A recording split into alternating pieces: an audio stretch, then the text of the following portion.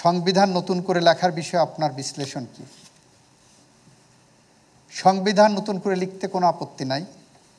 সংবিধান নিশ্চয়ই নতুন করে লেখা যেতে পারে।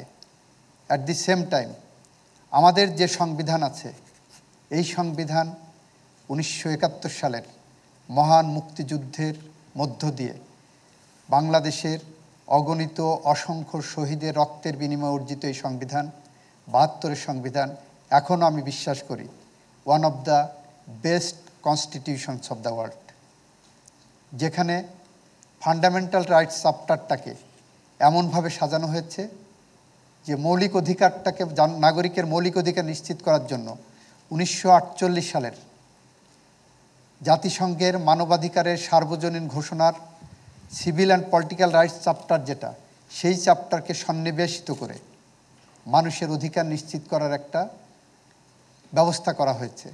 সেই ব্যবস্থাকে বিগত 50 বছরের বেশি সময় ধরে এদেশে বিভিন্ন সময়ে পদদলিত করা হয়েছে। এই সংবিধানকে কাটাছেঁড়া করা হয়েছে অধিকাংশ সময় বাংলাদেশের মানুষের অধিকার হরণের জন্য। সেই জায়গায় আমরা মনে করি সমস্ত সংশোধনী বাদ দিয়ে, যেগুলো জনগণের বিরুদ্ধে দাঁড়িয়েছে, সেই সংশোধনী বাদ দিয়ে এই সংবিধানকে আরও যুগোপযোগী করার সম্ভব আছে। জুলাই চেতনাকে ধারণ করে সেটা করার সুযোগ আছে। মব সন্ত্রাস বিচার ব্যবস্থার প্রতি অনাস্থার বহিঃপ্রকাশ কি না? এইটা বিচার ব্যবস্থার প্রতি অনাস্থা বলবো না। মব সন্ত্রাস যেটা হচ্ছে সেটা হলো এক ধরনের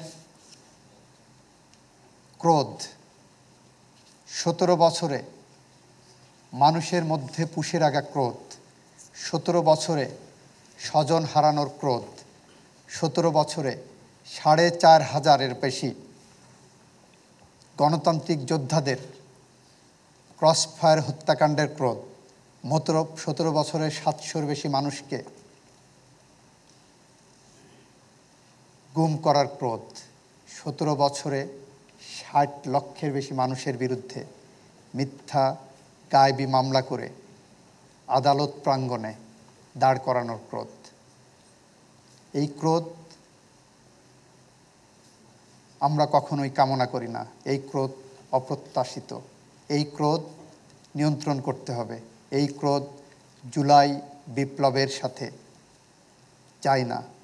এই ক্রোধ যারা দেখাচ্ছেন তাদের প্রতি আমাদের অনুরোধ থাকবে, আপনারা নিজেদেরকে সংবরণ করুন।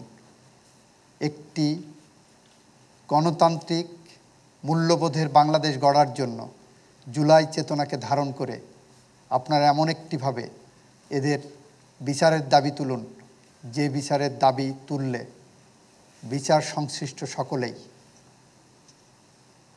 যথাযথ আইনি ব্যবস্থা গ্রহণ করবেন এবং করে এদের বিচারের আওতায় আনবেন। নিশ্চয়ই এদের বিচার হওয়া দরকার, তবে এই প্রক্রিয়ায় না, যে প্রক্রিয়ায় নুরুল হুদাকে মব সন্ত্রাসের শিকার হতে হয়েছে। আমরা এটা কখনোই কামনা করি না।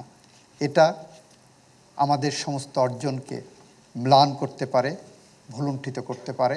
এটা আপনাদের মাথায় রাখতে হবে।